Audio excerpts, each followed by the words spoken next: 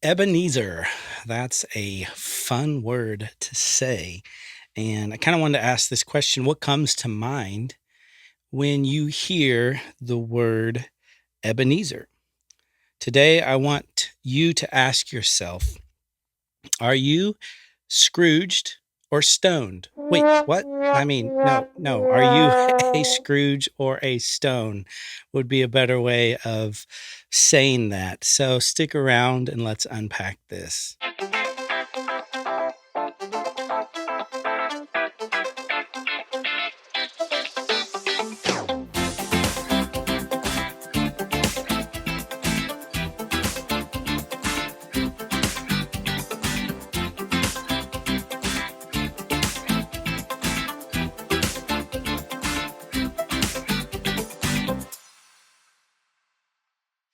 Well, hello. Thanks for checking out the Curtis Biswell Show. If you are watching me on YouTube, listening to this in a podcast format, thanks for joining. My name is Curtis, and I am your host. If you're new to joining us, the vision is to create or to cultivate a thriving community where worshipers are raised in character, competence, and cognitive health, empowering local churches, colleges, communities, whatever your context is, to flourish.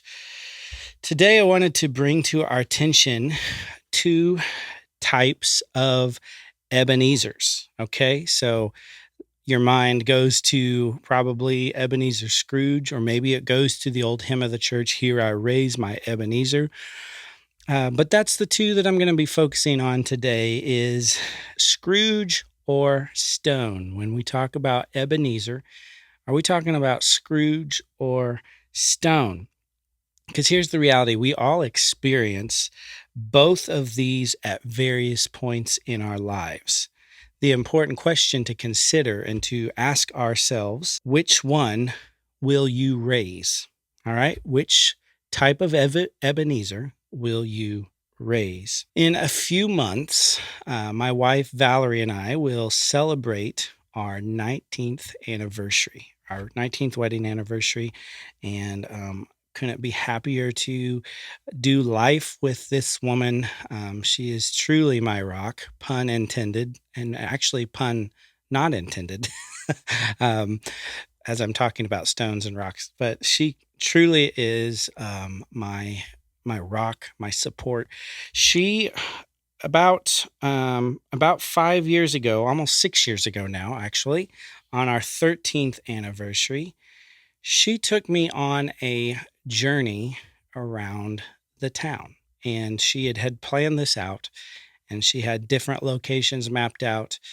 And it was just one of those memorable times that I will never forget. And probably my favorite anniversary that I have celebrated with her to date was from that time.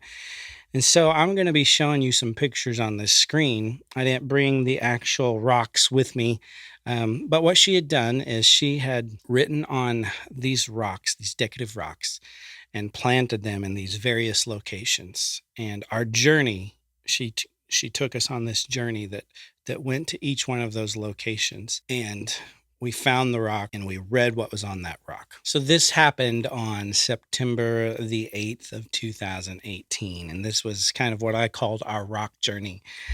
The first one was KCC. We went to the campus of Kansas Christian College, and she took me out to the field and we found the rock.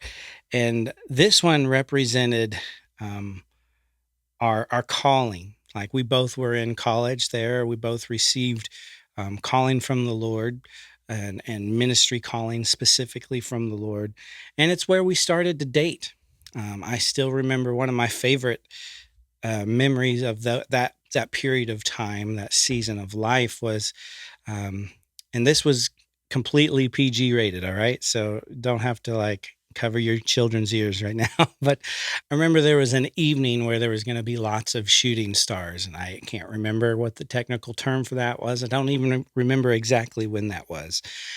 But we both met out on the big field. I don't remember if it was midnight or whatever, and we just laid out on the field looking up to the stars and seeing shooting star after shooting star. And so that was just some of that season of life. You're beginning dating. You're in college. You're getting a call to ministry. The next place that we went to was this park, not too far from the school, and this rock represented infatuation, like where we really became infatuated with one another. We really desired these moments together and having these long talks together. The next rock and place we went to was this intersection right by the school. I'm showing you a picture of this. And what was special about this intersection, I apologize, this will be very sappy right now, but this is where we experienced our first kiss. Now, I was parked. I wasn't moving at this intersection, so I was safe. It's also the same intersection where I remember saying, I love you for the first time. I told you this was going to be pretty sappy, so I'm not apologizing. The next rock was at our Rosedale Church, and this is where ministry started. This is where I started cutting my teeth in ministry, and this is where I specifically remember being anointed by the Lord. We both were, like, we were both involved in ministry, and we were at peace, and we felt this calling fulfilled in a sense. We'd gone to college for ministry, and so this is where it comes into play, and you put that practical learning that you've been taught, and you're putting it to practical use. The next rock was our first apartment after we got married in 2005. The first place we ever lived was this one bedroom apartment in Overland Park, North Overland Park. And so, this is where you begin your life together, and as husband and wife, you're stepping into that commitment, that covenant that you both agreed to by saying, I do, right? The next rock, and I find this one really interesting. I want to point this out because we had made several stops, but I remember her saying something to the effect, there's only a couple rocks left, or a couple locations left, like 2 or 3. And I'm counting in my head. I'm like, I can think of a couple, but I can't think of a third. Okay, I think she said there's 3 locations left. I don't remember exactly. I just remember, okay, the math is not adding up in my head. And what had happened is I completely was surprised by this next location. We pulled into this old job place of mine, Sign Co., where I worked hanging signs, installing signs for about 7 years. And I was like, why is this a significant place that she's taken me to? Why did she hide a rock here? What was written on that rock was obedience. And I was just like, okay, I get it. There was some obedience that had to be taken place in that season of my life, because towards the end of that my time there at that company, I was like in this battle, like, God, you've called me to full-time ministry. I no longer want to hang signs. I want to pursue full-time ministry. Why aren't you letting me do that? But that was a provisional part of my life where God had to see if I was going to be obedient in some areas that he was asking of me. Before he was willing to entrust me with more, he needed to see, will you steward what I've given you? Will you be obedient in some of the things I've asked you? And so it's like light bulb moment. I was like, oh, yes. Well, this was a huge part in our trajectory and our lives together. The next rock was at our current home, where we've currently lived there for, I think, about 9 years now. And that in and of itself was a God thing. Like it was mislisted. I think it was listed on Craigslist under houses for sale, but it was technically only for rent. And we were involved in ministry, and we were no longer in a certain part of town. And so it just didn't make sense to continue living where we were. And so God worked it out to find this house that was mislisted, that we'd been praying for, that would suit our needs and still have suited our needs to this day. And it was closer to the area in which we were doing life. And so that was a huge, significant point, that rock that reminded us of God's faithfulness, of his calling, of his provision. And then the last rock that we landed at, and you'll see in the picture here, was our current church, New City Church, where this was like God's fulfillment of a promise and really of a dream and a promise to be involved in full-time ministry. And so this story, it ends here. Again, keep in mind, this was 5 years ago, about 6 years ago, actually, when we went on this rock journey. And this last rock that you'll see, it says, "To be continued."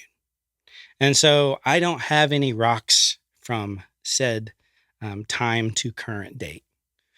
We've built those in our memories, and we've definitely experienced a lot of rock-worthy moments. We just have not written them down as of yet.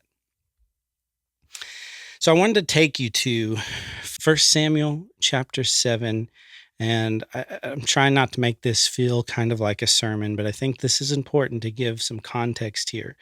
So 1 Samuel chapter 7, and I'm going to start at verse 7. Now, when the Philistines heard that the people of Israel had gathered at Mizpah, the lords of the Philistines went up against Israel.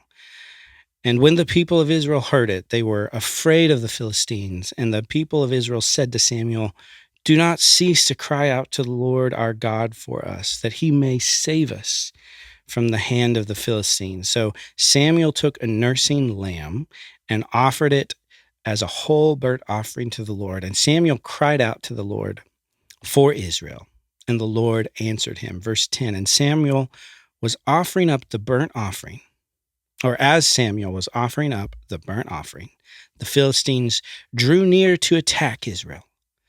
But the Lord thundered with a mighty sound that day against the Philistines and threw them into confusion, and they were defeated before Israel. And the men of Israel went out from Mizpah and pursued the Philistines and struck them as far as below Bethkar. Then Samuel, verse 12, here's the key point, but I want to give some context. Verse 12, then Samuel took a stone and set it up between Mizpah and Shen, and he called its name Ebenezer, for he said, "Till now the Lord has helped us." Till now the Lord has helped us. So we see this placing of this Ebenezer, which if you do the study of the word, it means stone of help. So he places a stone because it needs to serve as a remembrance. This is what the Lord did on this day. And so this was essentially what my wife was doing for me. And again, why it's one of the most memorable experiences of just remembering these stones in our lives where the Lord had helped. And in contexts and seasons where we didn't see how he would do what he said he would do. Like our current reality didn't always add up to what we heard from the Lord.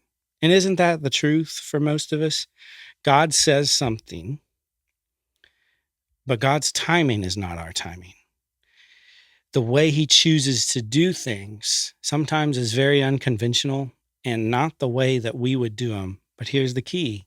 They're always done well, and they are always right because they're backed by the will of the Lord. So I'm going to break this into two sections. And so next week, I'm going to give you the second half of the story, or the second half of this points, because we're talking about raising Ebenezers, whether they are Scrooge or whether they are stone. So the takeaway for today is to remember and reflect on those Ebenezers in your lives, because you have them, and to reflect on where has the Lord guided you? Where has the Lord worked in your life? And next week, we are going to take a second part to this. So join me again next week for part 2 of Raising Ebenezers, Scrooges, or Stones.